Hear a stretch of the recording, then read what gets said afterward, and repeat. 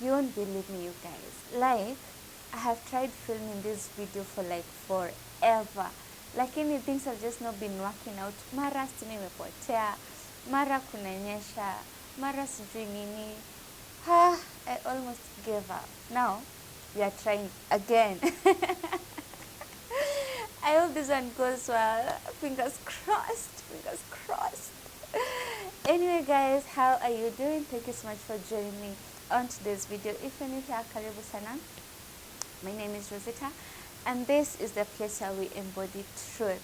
On today's video, we are going to be doing our part 2 of my healing journey. And about part 1, you guys really gave me awesome feedback, and I got a lot of response. Honestly, I got emails, calls, Instagram DMs, Messenger, hata zingine bado sijajibu, but I'm so encouraged by that. And one thing that came out so strongly from most of you guys who are concerned was what happened to the guy, nini nini. So on this video, I'm going to let you know what happened to the guy. If you haven't subscribed, tafadhali make sure subscribe and turn on the post notifications so that every time I upload a new video, you never miss out on them. I feel like I'm talking so fast. I don't know why. Maybe I'm just like, if video ikiharibika, I give up. I'm trying to save time. So anyway, we left at where I had gone to hospital and back home, but I realized there's a detail I didn't mention on that part 1. The detail is that successfully the M-Pesa transaction was reversed, and I thought it wise to mention it because later on that detail is going to be important when I'm talking about justice and all that. So yeah, after that night we got back home. You remember the dear lady I was talking about, and for the sake of not calling her dear lady throughout this video, we are going to call her, let's call her Naomi. So Naomi and I went back to my place together with Martha, so we were the 3 of us, and I had to start my medication that night because you begin it immediately, yeah? You have to start it immediately. I took the P2, then I started on the PEPs. PEPs are the post-exposure prevention drugs. They prevent HIV/AIDS, and yeah. So I had to start on that medication, and that night, 4th October 2016, I began my medication. When you got home, I was okay. I wasn't crying, I was just calm. I was just trying to process everything, trying to find out if it's real or not. So there wasn't really much that I was doing. I took my dinner that day, or supper. Let's go to dinner, ndio ni sound kama mtu, yeah? We took dinner, but the dinner I took was just actually porridge because I didn't have an appetite. I was stressed out. I was traumatized. So the only thing I could take was porridge, which was easy to take, considering the fact that I needed to start my medication. And how many times have I said medication so far? After doing that, it was time for me to shower. Now, the time for me to shower was going to be a shocking reality for me because it meant I have to come to terms with what my body is going through. I had to see bruises on my body and everything there was to see that was not right on me. And honestly, I was scared. Because all through, I just wanted it to be a dream, you know. But then I just had to do what I had to do, and I needed to shower. So I got into my bathroom and I started showering. But as I'm showering, I'm just feeling pain in my body, and that pain is just like emphasizing the fact that I've just gotten from a very bad situation. And yeah, but I showered. I was so scared, honestly, because when I'm showering, I can see there's still blood on me, and I was That just broke my heart, because it meant truly this is not a dream, and I had to come to terms with that. Yeah, but anyway, it was time for me to go sleep. And let me tell you, days were long, seconds were long, minutes were longer. It was bad. So when it came for time for me to go to bed, I couldn't sleep alone for sure. And so Naomi decided to sleep with me, share a bed with me. And as we were asleep, of course, I had trouble sleeping that night, because my mind was trying to forge everything to make it seem as if it's just all a nightmare. So hata nikilala, my dream was just a repeat of what had just happened. So I had a really tough time that day.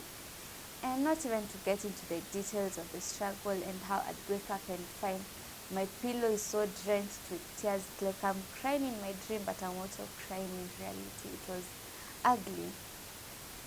But when morning came, my parents finally arrived. They got there at around 8 a.m. And by the time they were arriving, I had woken up already, dressed up. But funny thing, there is how I had dressed up, which is important for me to mention on this video. I had worn a black, long, oversized dress. Ilikuwa inakaa like hiyo nguo kweli imenibeba kabisa. But I didn't care. Why didn't I care? One, I felt ugly, I felt unworthy, I felt dirty, I felt filthy, like I don't deserve to look good, you know. And I also felt like I've lost my dignity. Yeah, I think because we've been brought up being told your beauty lies in you being a virgin until you're married, you know. So I think I had that I don't want to call it a fact, because it's not a fact, but that stereotype, maybe, what do I call it, myth, I don't know, whatever that is, had really gotten deep into me. So it affected me at that point, and so I felt like I've lost it. I'm no longer pretty, I'm no longer beautiful anymore, so why should I care what I'm wearing? And when my mom saw me, she just knew I'm not okay. She knew I'm struggling with self-esteem and self-confidence. Like I had lost it all. It was zero. Like ilikuwa imetoka Mount Everest kwa juu hadi sea level. You understand what I'm trying to say? So it was bad, and she noticed it, and so she decides to change my outfits. She tells me, let's go to your room, you need to change your clothes. But I'm like, niko poa, wacha nikae venye niko. Because I didn't want to look good. I felt like even looking good, you're going to be attractive, and then you're going to be kidnapped again. You know, trauma is a bad thing. All this was happening because of trauma. And in this video, I'm sharing with you how I dealt with the trauma. So it's important for me to say that. And before I repeat trauma again, let me rudia, but yeah. So she changed my outfit, and then she started telling me, Rose, you're still beautiful, you're still beautiful, you're still beautiful. I didn't believe it, duh. I didn't feel it, you know, I didn't see it either. So I was like, whatever, but I'm not feeling it. Honestly, I wasn't feeling it. We had breakfast that morning, and it was time for us to go follow up on the with the police, and also had to go back to hospital so that I can be given more drugs. So we went to the police that morning, and I started doing my statement. I had to do a full statement, because the previous night what I had done was just a short statement to outline briefly what had just happened. So I had to write a full statement, and trust me, it wasn't easy because the wound was still super fresh, but I needed to state all details, including the words he was speaking to me. I had to go through them in my mind again and write them down on paper for the sake of justice again. And after I was done doing the statement, the police needed to go to the crime scene of the crime, crime of the scene, crime scene of crime. They had to go to the scene of the crime, and now that was another issue for me. Like, it's less than 24 hours, and I have to be in that place where everything had gone down and where I would have almost lost my life, So the trauma in me started manifesting again, and I started crying and panicking. And something funny about having flashbacks, it makes you to look like you're in your own world. You forget your surrounding, you forget the people around you. You go back to that moment, that scary moment you were in. And so I got into that, and I was so scared. I can't tell exactly what's happening. I just know this environment I'm in is dangerous for me, But I had to be there, Emily. I had to be there. So I pointed out the location, the exact spot where it was at, because I could tell. I remember it wasn't that late. I could tell from the terrain kwamba ukiangalia it is right over there. So I pointed it out, and the police, together with my dad, went to that spot. I saw them walking in, and in my mind, I saw myself walking into that ditch. And now panic got the best part of me. I started breathing so heavily, getting so scared, and becoming unaware of where I am and with who I am with. And it was ugly. But what broke me the most is overhearing the police say, yes, this must be the spot because you can see blood and the tissue that this man used. So I had that, and reality hit me again. You see, sometimes it's like, I think I was just in denial, Yeah, I was in denial. So if anything in reality proved that things happened yesterday, it will really affect me. And so I lost it. I lost control and panicked and started crying. Thankfully, my mom was there with me. So she just hugged me and made me aware that she was there with me. I'm not alone. Trust me, there is no feeling as bad as feeling you're alone in the whole world. Oh my God. It's such a scary feeling, and it tortured me for the longest time possible. I never ever wanted to feel alone. Ever. I hated that feeling. So my mom made sure that I wasn't feeling like I'm alone, because if I felt alone, I'd be worse.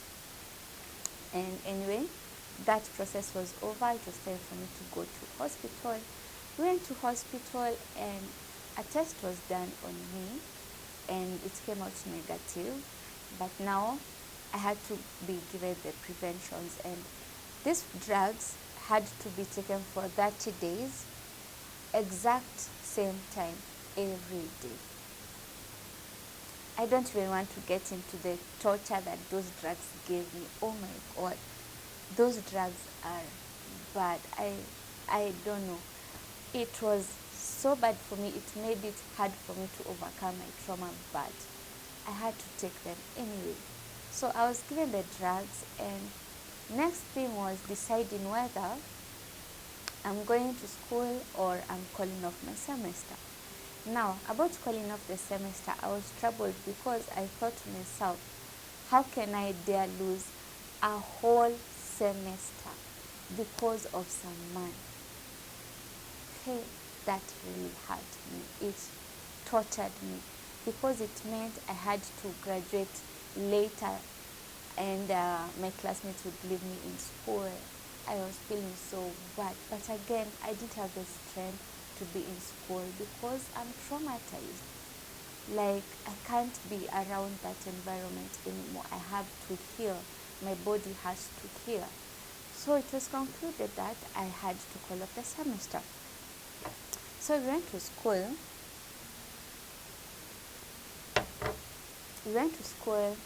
And wrote a letter to the Registrar of Academics, and that is how I called off my semester. And on that same day, we came to Nakuru. I would love to give you details of day by day, but this video will have to be 10 hours long or so. So I'll just skip to the main parts of dealing with my trauma. When I came home, a few days later, I developed a condition which used to affect the back of my neck. The back of my neck would stiffen so bad and cause a lot of pain. And every time that pain used to come over me, I couldn't move my head. Like, I would stiffen completely, and the pain was too much. I had to be still, but I couldn't control my pain. I used to cry every time I got that pain. It happened about 2 or 3 times before it became an emergency. And when it became an emergency, I was rushed to hospital by my family, and we got there, and the hospital was Nairobi Women's Hospital here in Nakuru. And I was rushed there and immediately admitted into an emergency room where I was given some drugs to ease the pain. And it was said that I have to be admitted. Now, let me tell you guys, I had never, ever been admitted in hospital before. And because of Saman, I had to be admitted sasa. Hizo ni uchungu 3 nimekosiwa na mtu. I've lost my virginity, I've called off my semester, now I've been admitted in hospital. I was like, God, it can't get worse. It can't get worse. Come on, stop joking with me. I was admitted in hospital, and my experience there was bad. Oh my God, it was terrible, so terrible, because I couldn't sleep alone, remember? So I had to share that 3.5 bed za hospitali. I had to share that bed with my mom, because I could never sleep alone, because that would mean I'd feel alone. I had to share bed with my mom. Any sound I would hear, nikisikia bass kwamba huyo ni mwanaume anaongea, my heart would just start racing so fast. Oh my God. And I would feel like I'm back to being in that place where this man was talking to me so rudely and beating me up. I would feel like that all over again. So I was constantly in that mode of being so afraid. I can't find a better word.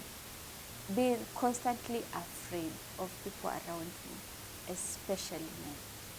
And another thing, because of these peps that I was taking, I didn't have an appetite, but I had to eat. I'm still on a drip, but the hospital smell would just make me throw up all the time. I couldn't stomach anything for so long. So it was really tough, honestly.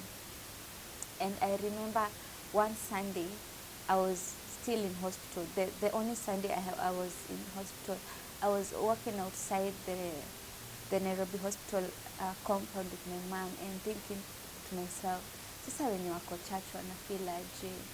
Mimi saa tu niko hapa. I feel like I'm in prison. I feel like I'm contained. I wish I can run away. I had thoughts. Because my experience was so bad. I didn't like it. Honestly, I don't know if there's anyone who loves being admitted. And that was my first time, so it was definitely traumatizing as well. But thankfully, that following Monday, I was discharged from hospital.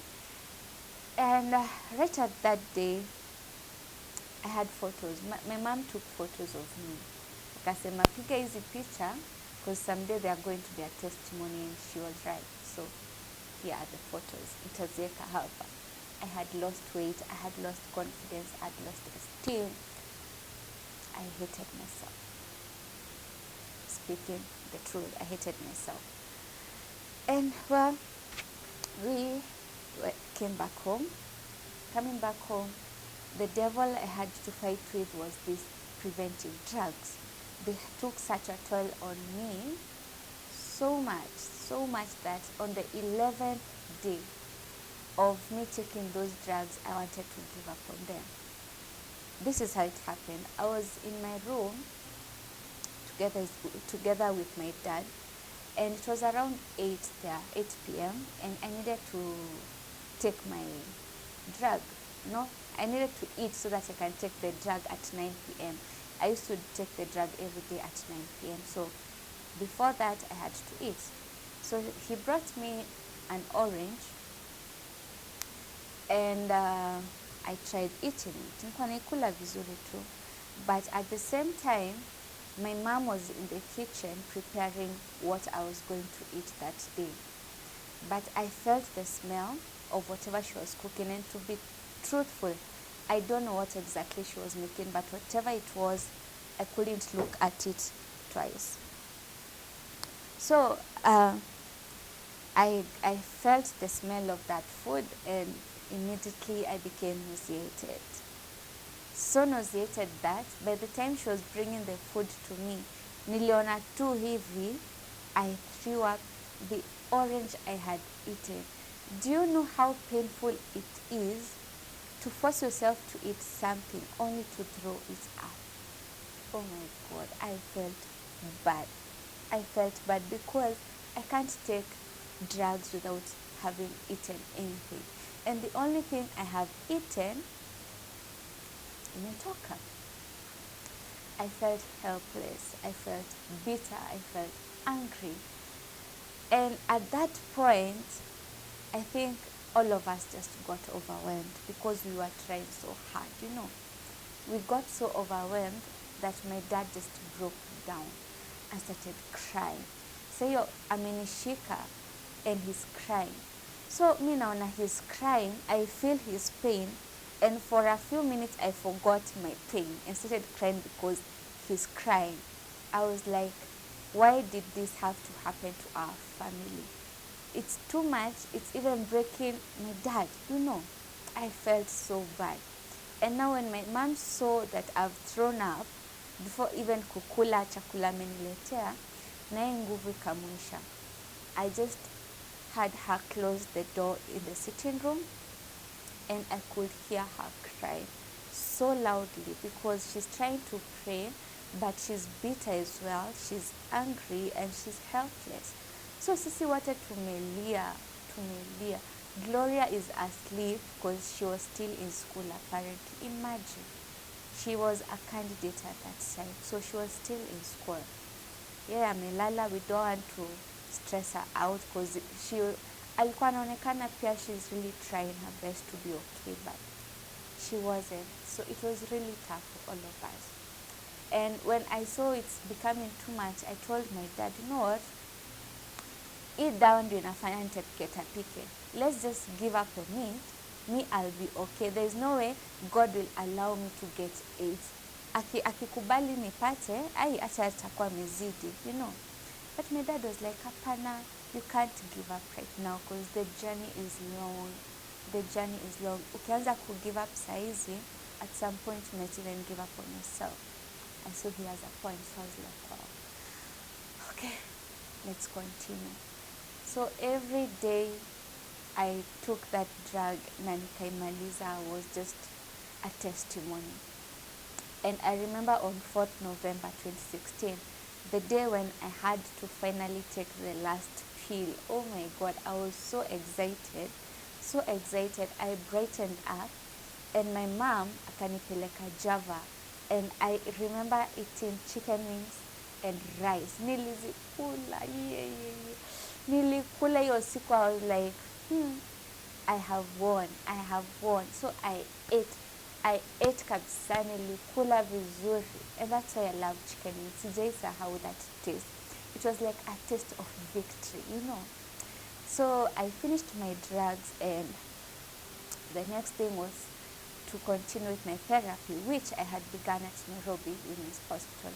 I had a counselor over there, and I was attending counseling sessions. And let me tell you the truth, at that point I didn't want to attend those sessions because it felt like torture. It felt like I'm having to narrate my story to somebody who doesn't even know what it means to be raped, But it helped me a lot.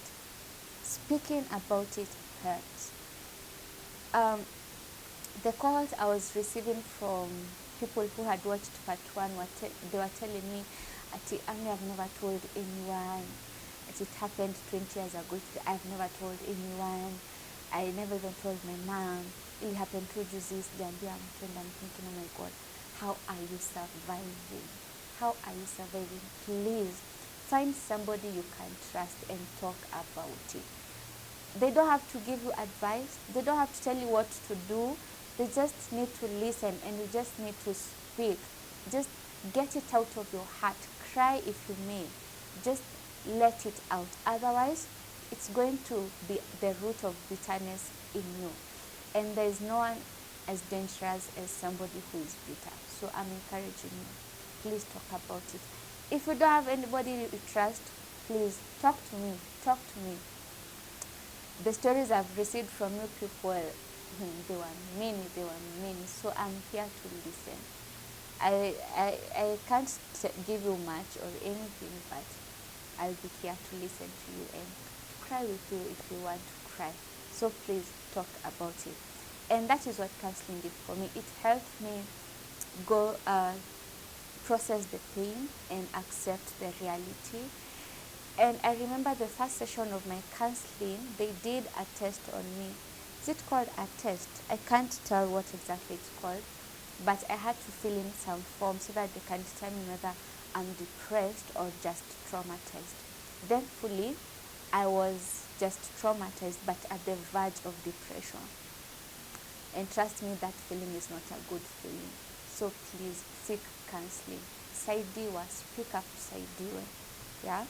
So yeah, I continued with my counseling sessions, and I would ask my counselor questions like, why did it have to be me? Why didn't I feel something was going to be off that day? I was asking the counselor tough questions like, now I feel like no one is ever going to love me. I feel like men are so dangerous. My world was so perfect, but right now, everything is just messed up. So I got to express myself to the counselor, and si aliniambia vitu nyingi za kunisaidia, but just talking about it really helped me a lot. And on one of those counseling sessions, the counselor made me talk as if I'm talking to that guy. So I had sat on one chair, and she put another chair in front of me and told me, imagine you're talking to that man. What will you say to him? That session was tough, but it was very helpful because I expressed myself as though he was there, and when I got out of there, I felt like I've said everything I'd want to say to him. And later on, let me not go ahead of myself, but yeah, please go for counseling. Please. Nairobi Women's offer free counseling for victims of gender-based violence. Tafadhali, seek it out, please. I encourage you to do that. Yeah, so I continued with my counseling sessions, and around mid-November, I had some friends of mine come to visit me here in Nakuru. They were my schoolmates and my worship teammates, because back in KU, CU, I was also in the worship team. And some of those friends came to visit me, and trust me, it made everything so much easier. It made things so much easier because it showed me I have the support of my friends, and there's nothing you need more than support of your friends and your family. And if you know somebody, a relative, a sister, a daughter going through this, please be there for them. Be there for them. You don't have to talk, just show them you care about them, because it will go a long way. When they came over, we went to hang out at Oloika Country Lodge at Kabarak, and it was so fun that day. Nilicheza hiyo siku. It was my first day outdoors, feeling free and good about myself. I'm going to insert some clip over here, Moni. The way nilicheza hiyo siku, I had an awesome time.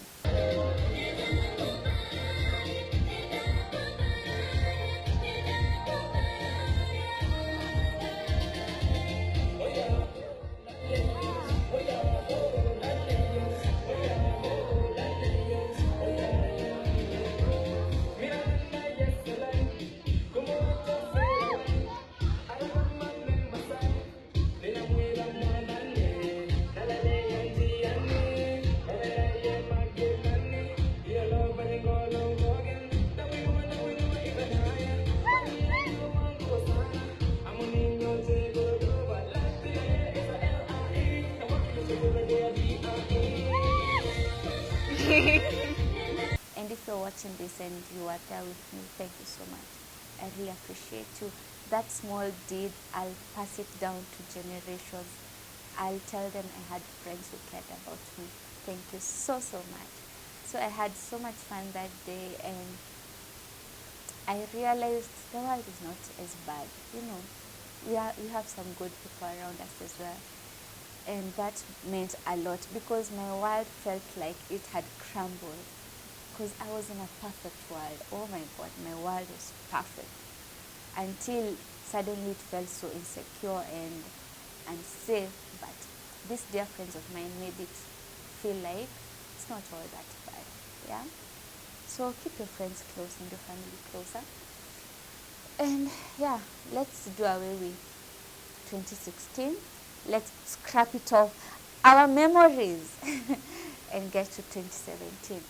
Come 2017, it's time for me to go back to school. Oh my God. Hey. Narudi Nairobi. Nairobi, narudi Nairobi. That was a whole counseling session I required, going back to Nairobi, because I was going to stay in the same estate. Trust me, I didn't want to stay in that estate at all. But according to the counselor and according to people who insisted me back in that estate, they were saying running away from your pain doesn't heal your pain.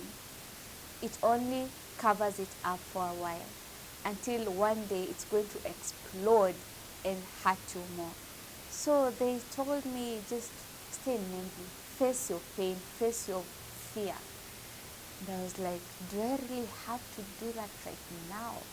Do I have to stay there? Do I have to? I wanted to run away, honestly. But I realized they were right. You can't run away from your pain. You can't run away from your pain. Somebody said, actually not just anybody, Juanita Bynum talked about this on one of her books, akasema, that covering up a wound does not necessarily heal the wound. Inakuficha so that you can't see there's a wound, but once you remove the band-aid, it's going to hurt. So the best way to heal that wound, let it stay open, let it stay open. And so the way for me to put my wound open was to continue living in the same estate. And trust me, it wasn't easy. Thankfully, that month, you remember Gloria has just done her KCP, so she's free, she's not going to school, and we stayed with her for about 2 or 3 weeks. We stayed with her there, and she was helping me around, like helping me go to the shop, because I'm not leaving the house. I am not leaving the house. And don't let you miss it. But then again, I used to feel so afraid when I sent her to the shop. I'm like, oh my God, nasiporudi, if something happens to her. I used to be so uneasy. So I used to stand at the balcony and watch her go, and then wait for her to come back. It was that bad. But God is good. She was okay throughout. But then she had to leave me, and it was back to living alone. And that was another hassle. Won't get into the details, But something I need you to note, trauma made me to never sleep with my lights off. I slept with my lights on for 3 months. 3 good months. Mimi nilikuwa naingia kwa nyumba, giza kidogo ikiingia, lights zote, sitting room, kitchen, bedroom, washroom, all the lights were on. Because I wanted, nikigeuka hivi naona hakuna mtu. That was what trauma did to me. So I tried surviving, living alone, but thankfully Dedan was still in the same estate, so he used to help me get to school and get back home. So tulikuwa tunaenda shule na yeye na tunarudi na yeye. He never left me, never ever ever. He was like, no, nakupeleka nyumbani sikuachi. And I really appreciate that, because I didn't see how I'd ever walk back home alone, ever. I didn't see it. And he was there to help me, honestly. Sometimes I think I even used to be too much, like, ataka yeye hana classes, I'd tell him to take me to school. And he did, graciously did that. Asante sana. And let's skip the details. Let's go to 19th of January 2017. This was a day that was going to change my life again, for the better. Don't panic, don't panic. It was going to be for the better. So on this particular day, it was on a Saturday. I hope my dates are right. If the date is wrong, that weekend, kwenye kuna 19th January, that weekend. That day, I went to school. We had practice session, the worship team practice session, from 2 p.m. to 6 p.m. And unfortunately, that day, Dedan was not around because he had to travel. Oh my God. Dispense imenishtua. Dispense imenishtua. Oh my God. Don't do me like that, yo. Okay, nishtuka. Breathe, Rose, breathe.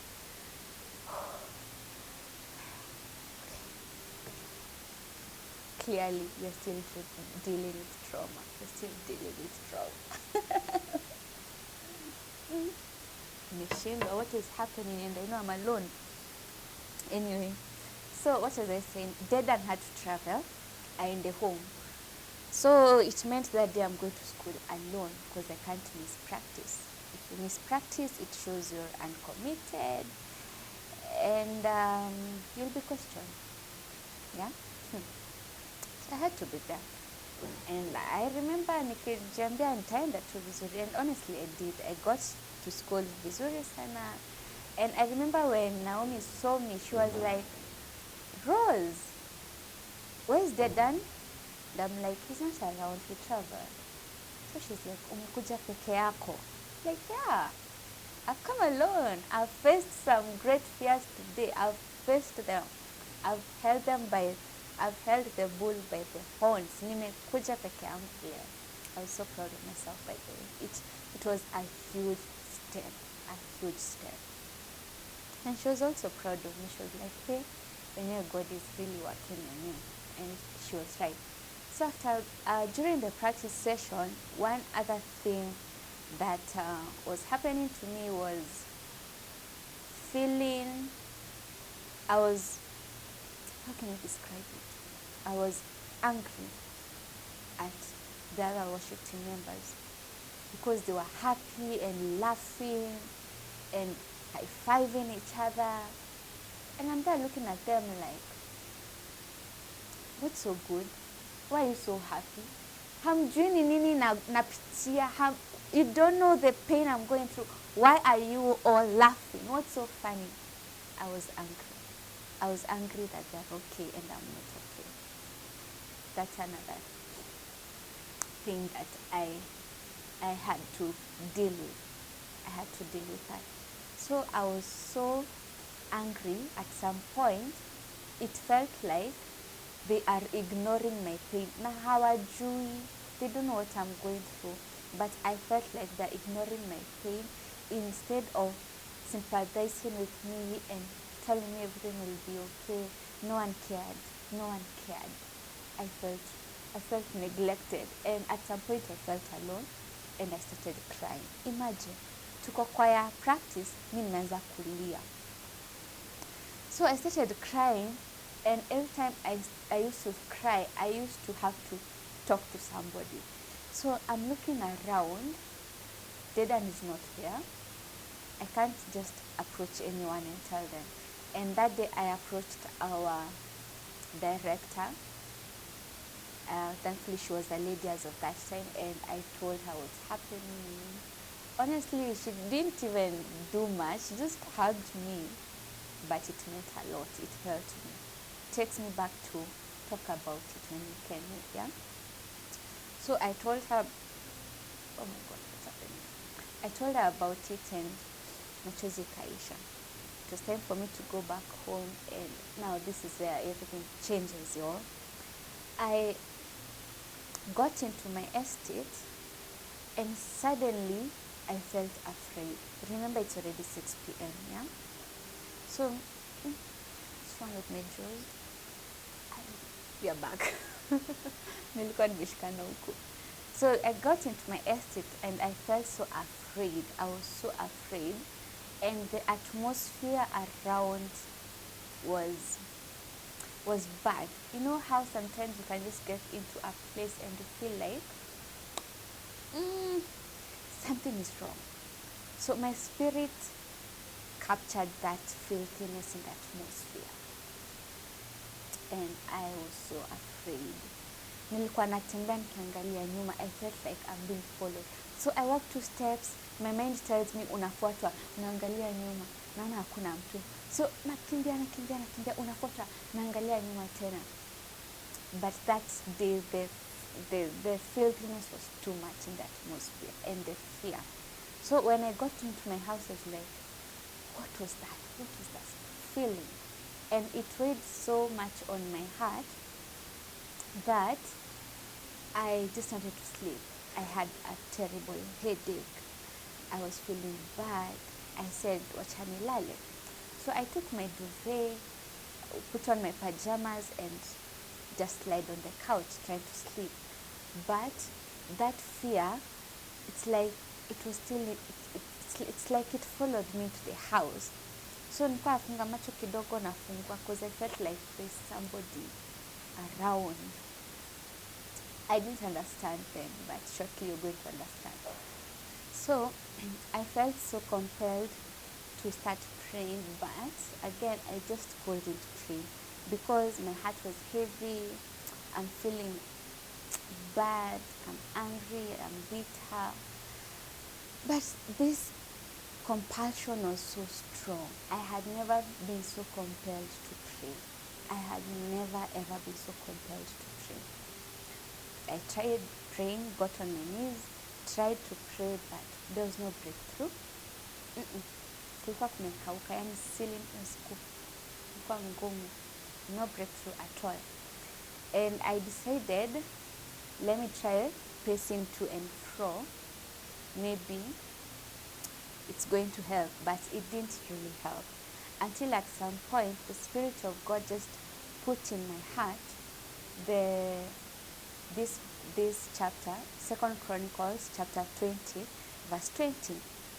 So I took my Bible, and I took a pen, and I started reading the Bible, verse by verse, chapter by chapter, not chapter by chapter, verse by verse, word by word. And as I'm reading, the Spirit of God just started ministering to me and showing me things I had never seen before from that chapter. I encourage you to go read it, 2 Chronicles chapter 20. And I started reading so deeply, and the revelations that I was getting were deep. They were so deep. By the time I was getting to verse 20, the heaviness was starting to be lifted up, and I was feeling the fire in me getting so inflamed. And the compulsion to pray became even stronger. But this time the direction that I received was not to pray as in ask for things. It was to praise. I needed to praise because that chapter talks about how the children of Israel were being attacked by other other people, the Ammonites, the Moabites, and all those people. And what they resorted to was not to sharpen their weapons, it was to praise God. And I felt like that is the same thing that I needed to do. And so I put my Bible aside and started praising God. And I praised so intensely, the way you say, praise your way out. That is what I did. That is what I started doing. And I told God He's my protector, even though I felt let down. I told Him He's my healer, even though I felt like I'm so broken. I told Him He's my deliverer. And I praised for about an hour and a half or so. So by the time I was done, that filthiness that was in the atmosphere just vanished. It disappeared. The atmosphere cleared up, and my heart, the heaviness that was in me, lifted up, and there was joy in me. There was peace.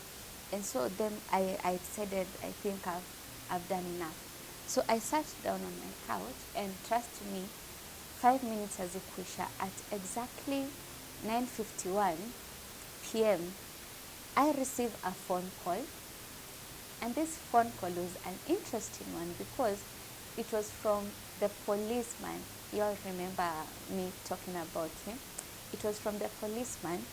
And so I'm thinking, why am I getting a call from the policeman at this hour? It's awkward, But I received the call, and he was like, Sasa Rose, how are you doing? How is everything going on? And then he asked me, can you remind me the description of that guy? So I briefly describe him all over again, and then he tells me, please come tomorrow at the police station. There's something I need you to confirm. So I'm like, wow, okay, what is happening? And he tells me there's somebody we've arrested, and we need you to come to the station so that you can confirm, So I was like, oh my God, this is why there was such a filthy atmosphere in the estate. Because later on I came to realize that this guy was arrested at that same ditch. Can you imagine that? Like, he was in the area that day, and God arrested him and ambushed him, so much that coincidentally the policemen were doing their rounds in that area and they found him. Can you imagine how interesting God can be? I was so amazed, and then I'm like, hey, so this is why I had to praise you today. God, this is why I had to praise you today. And I don't know about you, but that day I learned a major lesson. That sometimes you may feel let down, you may feel put down, but the solution will always come from God at the end of it all. So that day when I received that call, the Spirit of God dropped in me Isaiah chapter 61 verse 3 to give unto them beauty for ashes. And that's how I conceived that book. And he started ministering to me, showing me he's still with me, showing me he still cares about me, showing me that I'm going to win this and overcome. And I was so encouraged. I feel like that day, it's when everything turned around for good. It's when God showed me that I'm not letting you down and I'll never let you down. I was so encouraged. So the following day, it was on a Sunday, after the CU service, I went straight there together with my friends, Dedan and a friend of mine whom we are going to call David. Let's call him David. So we went together to the station. Of course, I didn't meet the guy that day. You're not supposed to. And I was just briefed about what had happened. I was told how they were doing their rounds that day, and coincidentally they found him. They found him at that ditch. And do you know, yani Mungu akiamua ameamua. That day when he was arrested, he had his ID. He had everything he had taken from me, including the phone. I mean, what kind of a thief steals our phone and stays with it, sunafaa kuuza. But God, ogopeni Mungu, God made him to keep the phone as evidence, and that day alikuwa amebeba ID. I just heard about it and I was like, God, you truly fight my battles. And that day, my favorite song became Jehovah is your name. Jehovah is your name. Mighty warrior, great in battle. Jehovah is your name. I love that song because God proved himself to be a mighty warrior in my life. So that Sunday I just got that detail, and the following Monday I was told I needed to report because now the case had to be handed over to the bigger police station. I don't know whether I'm supposed to call it bigger ama the police station that's supposed to handle such cases. The case was transferred over to rural police station. And I was supposed to go there together with my parents so that now I can go through the identification process, and the journey began. Seeking justice journey began. And I went there together with Dad, and as we were at the station, trust me, it wasn't easy because it meant I had to face this guy again, face to face, in broad daylight. And you have no idea how scared I was. I was so afraid. And it felt like, what if he hurts me again, It was so bad when I was just about to get into the room where about 15 suspects had been put in. I just broke down and started crying. And I remember the CID in charge of my case just running towards me. She was a lady. She ran towards me and she was like, Rose, you have to be strong. Don't show him that he still has power over what you're feeling. And I felt like, wow, that is deep, y'all. That is deep. Like, he's taken enough. I won't allow him to take my joy as well. So I got into that room and there were several people and bodyguards. Yes, couldn't be protected. There were bodyguards there, some policemen with guns. So I got into the room and I didn't even take 2 seconds to notice him. I just pointed at him and said, Mule Pale, Mule. And he was identified and the case began. Now, when the case began, of course, it involved me testifying, and my parents testified, the AP testifying, the doctors. So many people had to testify, and investigations being done. And I wonder, these investigations, honestly, the evidence is so certain. Why lengthen the process? Anyway, I'm not a lawyer. I'm not in the justice department. I don't know these things, but me nilikuwa nafikiria atashikwa na hiyo story hapo. But the journey began. It's not over, honestly. It's not over 4 years later. But anyway, the journey began, and I felt like God was consoling my family. He was consoling us. He was comforting me, showing me that he's true to his word. There is a verse that says that vengeance belongs to God. And God proved himself true. You see, scripture says that God is not a man that he can lie. Whatever he says, he will do. And he started doing his word, showing that vengeance belongs to him. And he started doing it for us, and it was so comforting. He continued ministering beautiful ashes in my life, and I was so encouraged. I became so strong that the things I used to struggle with zikaanza kuisha. And one of those things was I started sleeping in total darkness. Meaning, mwenye sikuwa nalala kwa giza for 3 months. One day, I just found myself sleeping in total darkness. And up to today, you guys, I sleep in absolute darkness. Sitaki kuona mwangaza hata hivi. Honestly, that was deliverance from trauma. That was just God helping me out. So, a lot of things started changing. I started accepting that I'm still beautiful. I started accepting that I'm winning this battle. I started getting back out there, going to school alone.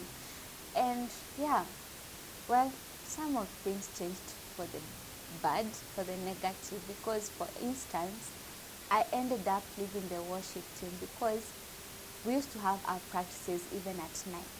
And since I couldn't attend practices at night, I was told that I'm not committed, and I just couldn't tell these people what I'm dealing with. So I was like, okay, fine. I just left. So not everything worked for good, and it was okay anyway. I needed to put myself first and just work on myself. So things changed, good and bad. I had struggles, academic struggles. You guys, the fact that I graduated, that was another beautiful Ashes testimony. The fact that I graduated, and not just graduating, I graduated before my classmates, before them, you guys. It can only be God. And it got to a point I was like, me at graduate na pass, Mr. Kikojua.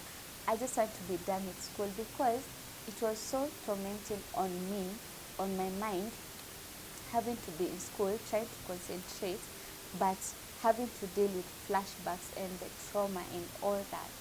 And at some point I was like, liwe liwalo, me as long as I just graduate, I don't care. Wacha tu nimalize shule, I just get over and done with this environment, you know. So struggles were still there, and I'm glad God was still with me throughout. And I finally graduated. It wasn't a first class honors, but whatever it was, it felt like I was the first in my class with a first class honors. I'm proud of myself that I sailed through the journey. Yeah, so back to the justice journey, and court sessions began. And when they began, believe it or not, I started receiving calls from strangers. Now, not just strangers. The person who used to call me was this guy.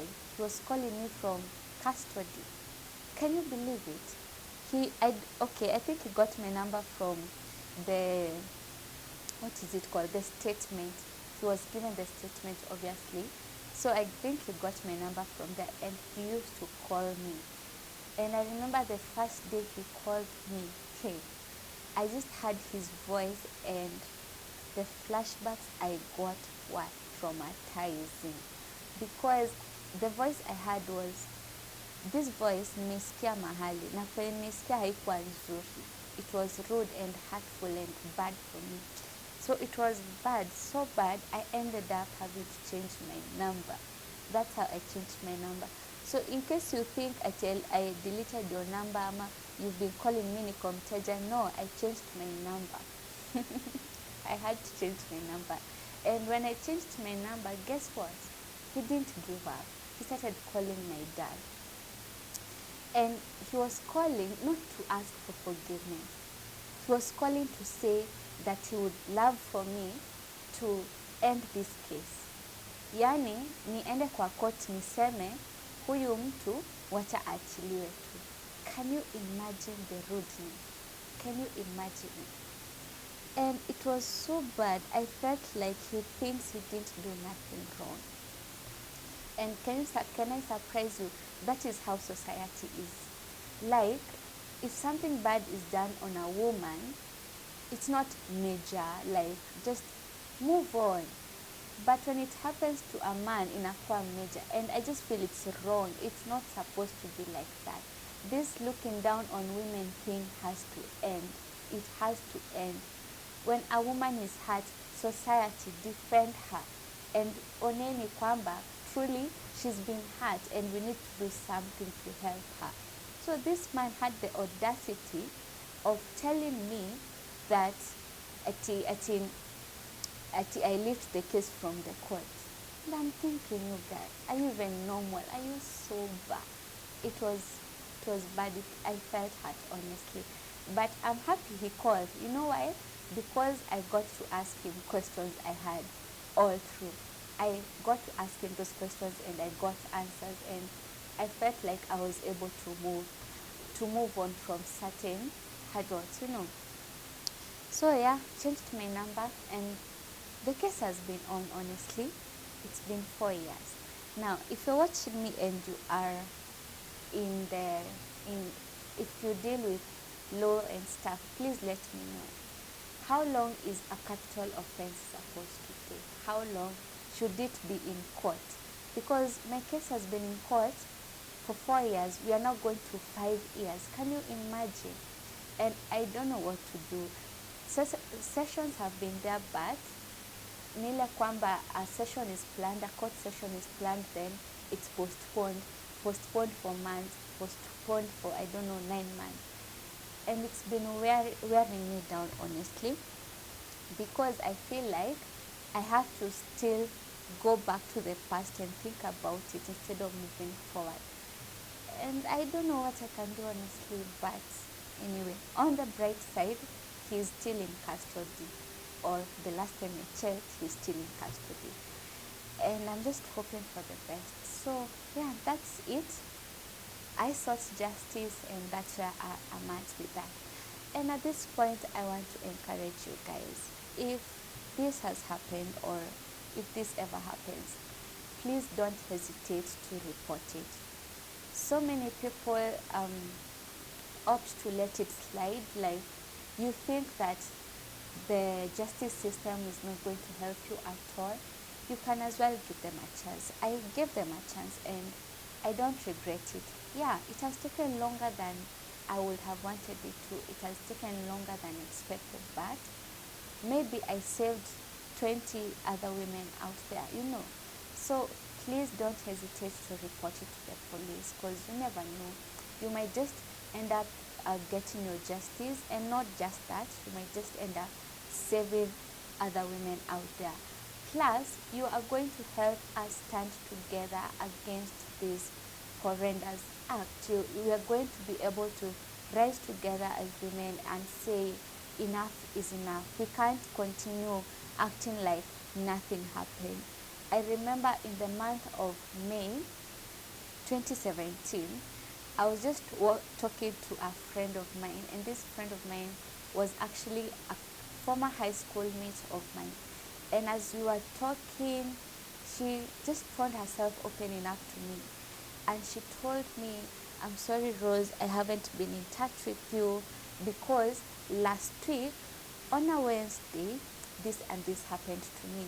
And she told me she was at Githurai. She used to live at Car West. She told me she was on her way home that day, and akaona kuna giza. So she decided to board a pikipiki, and so she took a random motorbike and started heading home. But on their way home, this guy diverted. Na akauliza, mbona unapitia njia? We don't normally use this route. And this man told her, usijali, hii ni shortcut, ndo tufike haraka. And she believed him, of course. How little did she know, when they got to some field, this guy stops and tells her, get off my bike, and starts beating her up. Na chuma, you guys.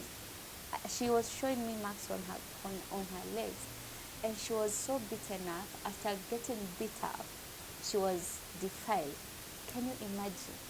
She was defiled, and then that guy just left, and she begged him, akamwambia, I don't know where this is, just take me somewhere close, at least where I can get help. This man was so evil, alimwacha hapo in the cold naked. Imagine. So this lady fortunately was able to finally get help. She walked to some nearby house, and thankfully she was helped there. So when she was telling me this story, I asked her one thing, did you report it? She told me no. I asked her, did you tell your parents? She told me yes. What did they do? She said nothing. I felt bad because if we can't get to a point where we are discouraging this by involving justice and law, how are we ever going to overcome it? Parents, do something. When maybe your daughter might not be bold enough, to ask for justice, do it for her. And if this happens to you, report it. Usiseme, it may happen. No, let's stand together and say enough is enough. we are going to stand together and report this. We are going to give justice a chance and see if things can change. Please report it, and yeah, let's continue believing that someday soon things are going to be different. I know I've just majored about women on this video, but I know this has happened to boys, this has happened to men as well. And if you're a man out there, tafadhali seek help as well. Report it as well. I was watching the news the other day, and I felt so bad that a father had sexually abused his 4-year-old son.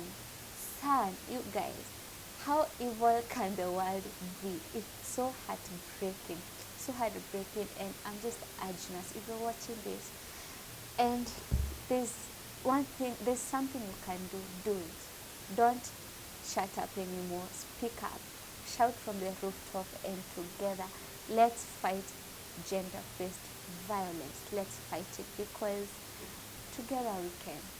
Yeah. And yeah, so that's it. Those who had questions, I believe I have gotten to answer them on this video now, Nesaidika. But if perhaps you would love a more detailed conversation with me, I'm going to leave my email down below, or you can also DM me on Instagram or Facebook, and we can talk. If you still want to get my book, Beauty for Ashes, use the same contacts in the description box below and get in touch with me, and I promise you that I'm going to make sure the book is delivered to you. Otherwise, that's it for me, and I hope this story has given you hope. I hope it has given you strength. I hope it has shed light on what you need to do to help yourself. And yeah, if you have any other questions related to this, let me know in the comment section below. And as we go on, I believe God is going to help me to be able to share with you even what to do with yourself, how to deal with other issues that you may be going through, and how to stay safe as well, because there's also what you can do to stay safe. And yeah, we are going to continue on this journey together since tumesha anza, sindio? Yeah, so that's it. Thank you so much for watching. Until next time, bye, and have a wonderful holiday. Merry Christmas to you. From my heart to yours, have the best Christmas ever. And remember, Jesus is the season.